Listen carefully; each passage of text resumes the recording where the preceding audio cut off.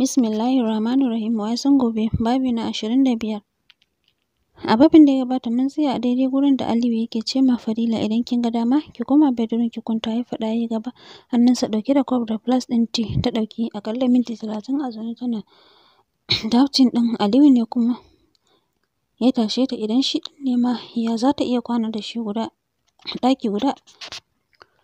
Aliyun da ya ƙi jininta, bai son ta bai ƙaunarta, wani benefit nata kawai yake so ta yi masa girki da shara ba wai ainihin ita Fadilan ba. Ganin babu mafita ga wani sanyi da yake sirarowa falon saboda ya kashe na'urar falon da ya yi na ɗumama ɗakin, miƙewa ta yi jiki a saliɓe ta nufi bedroom ɗin.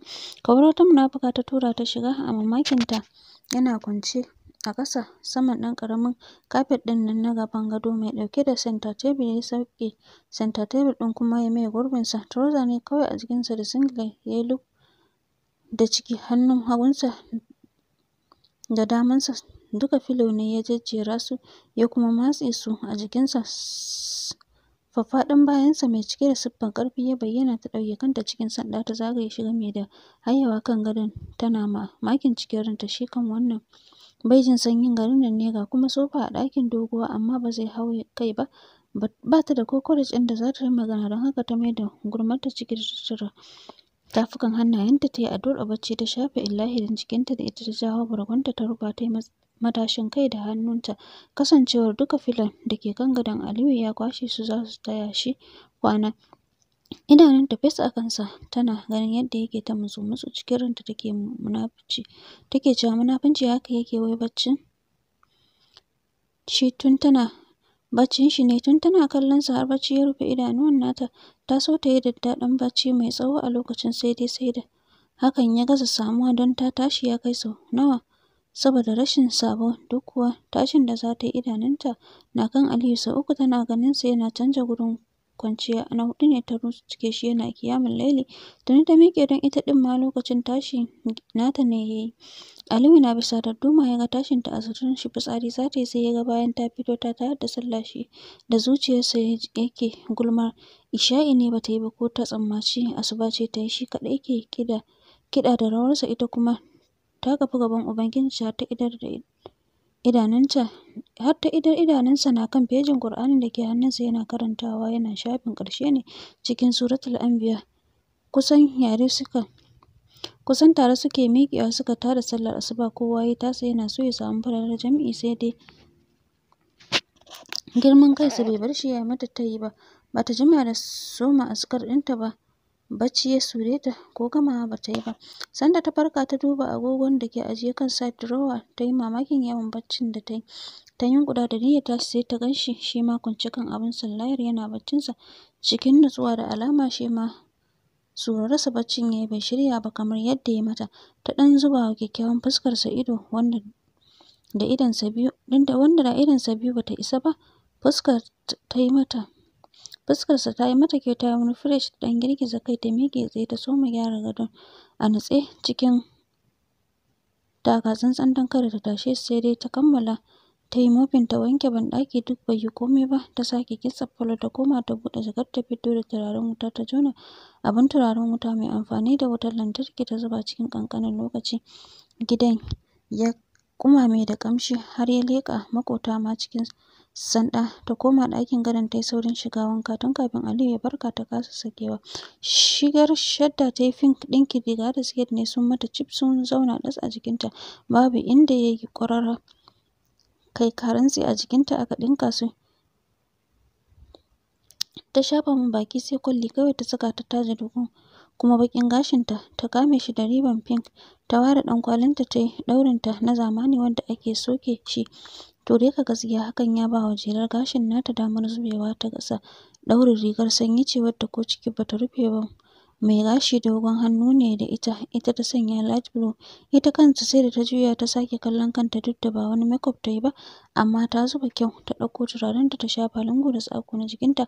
Har ga Allah tana jin daɗin ƙamshin turaren, ya yi mata ta maida shi, sannan ta koma kicin ɗin ta shirya break. Tun a cikin bacci ya soma jin ƙamshin na ratsa ƙofofin hancinsa, duk zuƙar numfashin ɗaya da zai yi yana zuƙarsa ne tare da ƙamshin ya yi masa tun yana tsammanin ko a mafarki ne har ya soma gaskata cewa a zahiri na ido biyu ne. Sannan a hankali idanunsa suka ci gaba da buɗuwa, ya soma zagaye ɗakin da idanun nasa, ko'ina fes sai ƙamshin turaren wuta ke tashi da na wannan turaren nata da har yanzu ragowar ƙamshin bai bar ɗakin ba. Komai na ɗakin a kimtse yake, neat, I like it, ya faɗa can ƙasa.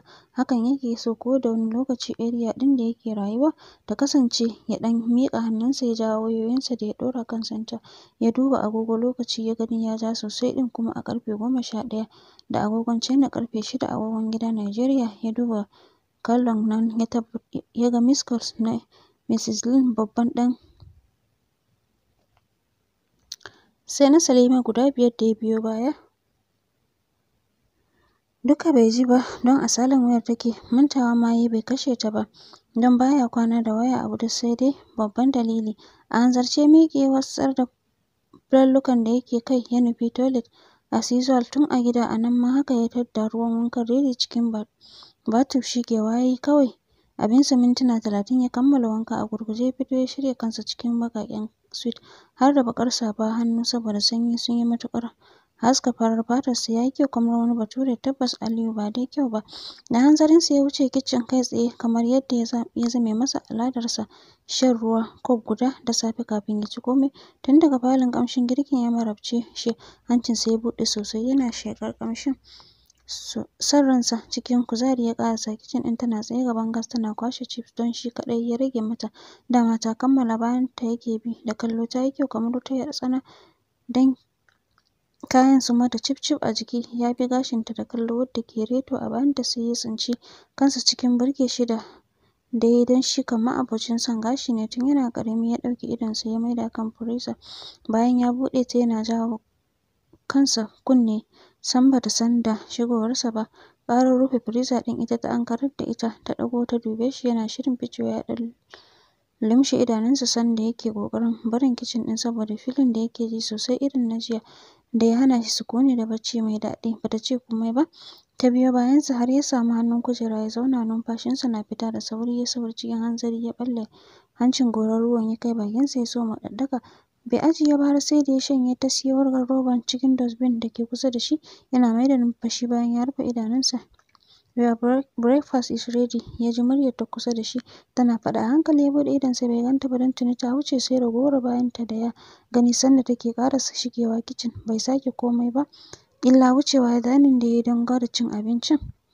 Ta zuba masa komai, hatta tea ta haɗa masa a kof. Ya sanya cokali yana motsa shi, mamakin kanshi yake yana kuma tambayar kanshi me ke faruwa da shi. Ta fito daga kicin, hannunta ɗauke da ɗan ƙaramin kof da ta haɗa black tea. Ta zauna a cikin falon tana kurɓa a hankali. Ƙamshi ne ya ci gaba da boyarsa ta hanyar iskar da ke kaɗo mishi.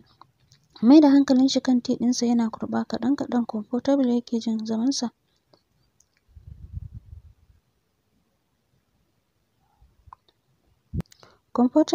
jin zamansa kan dining ɗin shi ɗaya. Ya ɗebi chips da fork ya kai bakinsa, yana ci gaba da monitoring movement ɗinta da idanunsa. Hey, ta ji ya ce. Ta ɗago da kanta. Ya ɗan ɗago hannunsa ba tare da ya dube ta ba, ya ce come here, ya kira ta. Sai ta ji bambarakwai. Ta ajiye kof ɗin hannun nata a hankali ta ƙarasa dining ɗin. Ya sake kurɓar tea ɗin, idanunsa na kan ruwan tea ɗin da yake sha. Sit ya ce da ita. Ta ja kujera ganin da ta kasa kunne tana sauraron mai za ya ce mata. Bai ce komai ba har ya kammala breakfast ɗinsa. Ƙamshin da yake ji ne ke ruɗa shi, ya rasa wani irin mayen turare take amfani da shi. Ya zaro tissue daga cikin tissues ɗin yana goge hannunsa inda ya ɓaci. As from today, kada ki sake kawo min abinci ki bar gurin har sai na kammala, understand?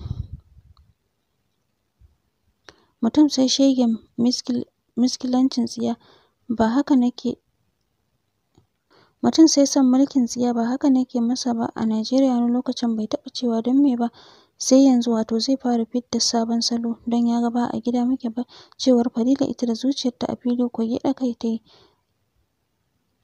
Hai, ya sake cewa. Ta ɗago ta dube sa, ta sake sadda kai. Open your mouth, you are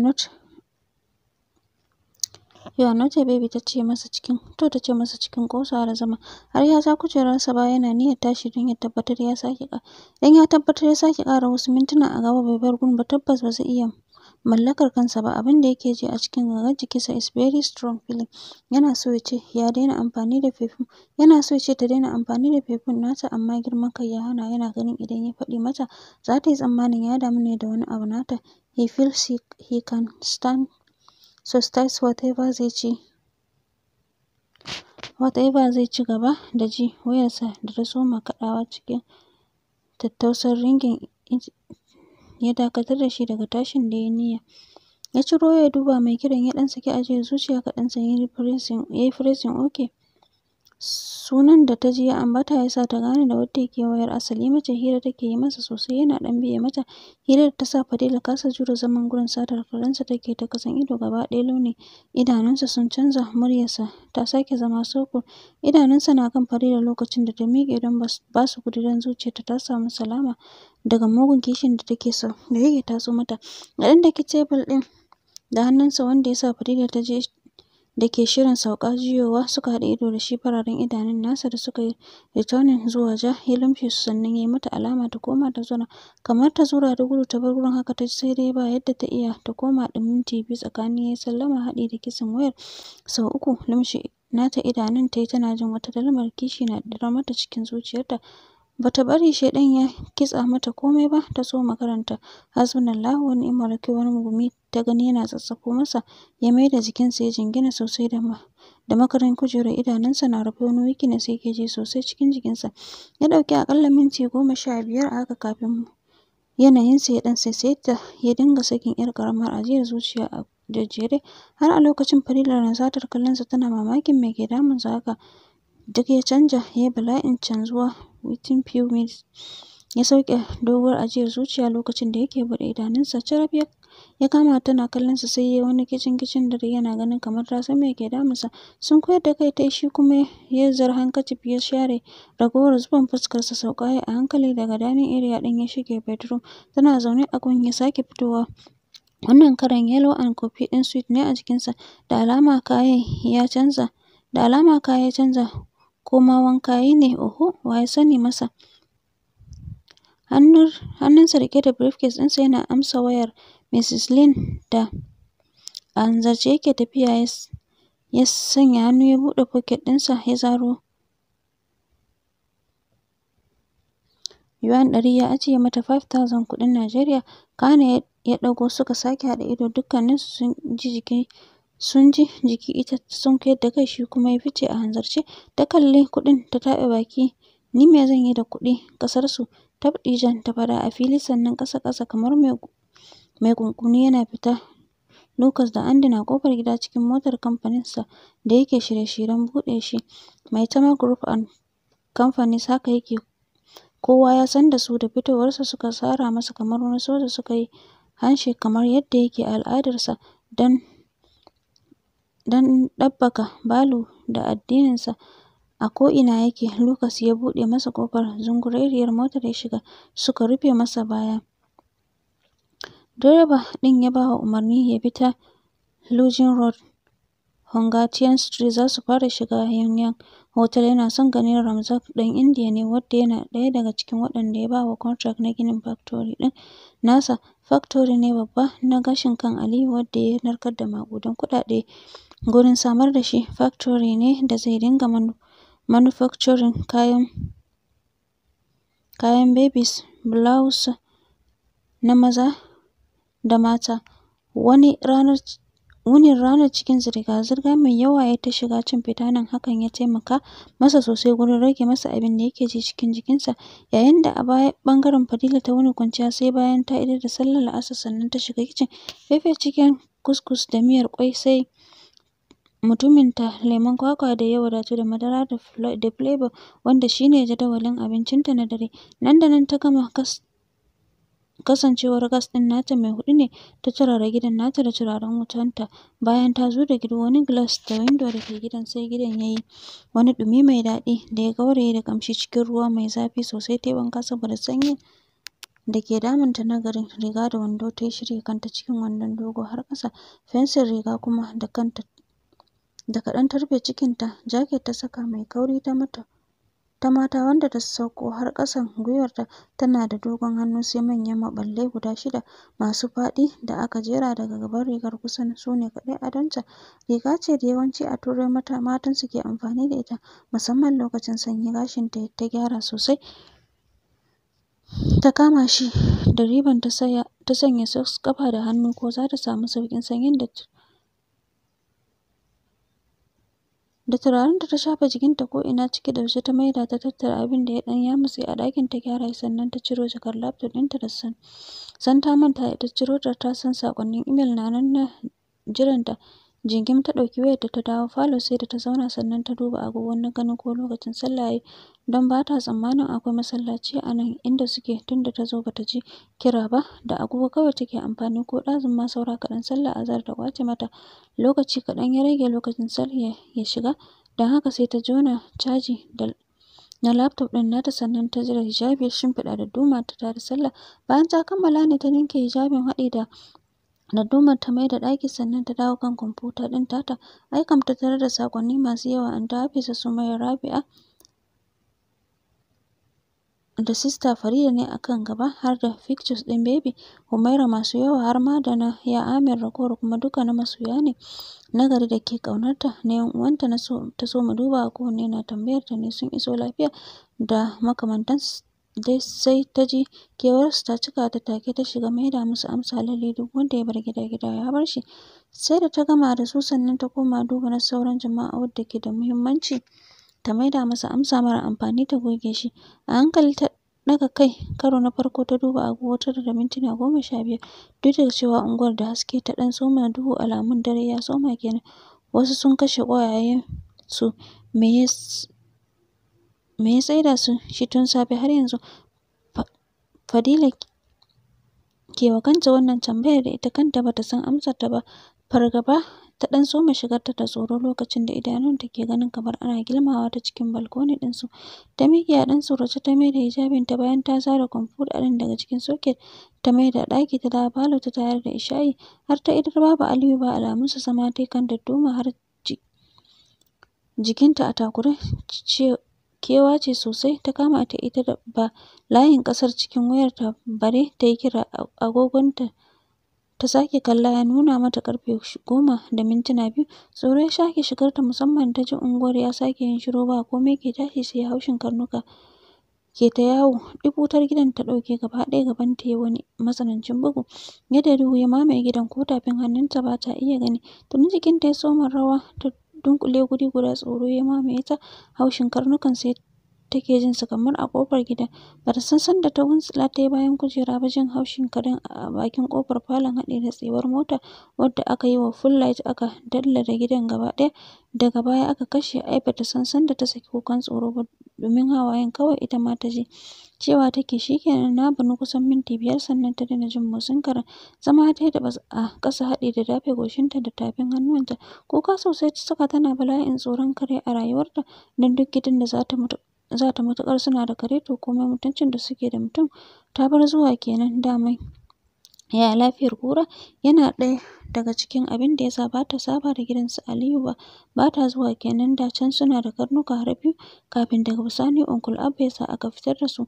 Sam bata ci shigowarsa ba sai takun sawa ta ji a guje ta miƙe tana neman mafaka. A ruɗe ji ta yi an cafko ta cikin duhu. Ihu ta buɗe bakinta da niyyar ko da wanda Allah zai sa ya kawo mata ɗauki sai ta ji amsa hannu an toshe mata baki. Daidai lokacin wata ta dawo fuskarta cikin tata yake kallonta ya zuba mata ƙwayoyin idanuwansa. Fuskarta tuni ta yi jage-jage da hawaye. Jikinta sai ɓari yake don sai da wutar ta dawo ta gane ashe tuni har hular kanta ma ta cire saboda tsabar ruɗewa. Masha Allah, duka a nan zan dakata sai ku biyo mu domin jin cigaban labarin. Kar ku manta ku danna mana subscribe sannan ku danna ƙararrawar sanarwa domin samun shirye-shiryenmu da zarar mun ɗora. Mun gode da kasancewarku a cikin wannan tasha tamu mai albarka.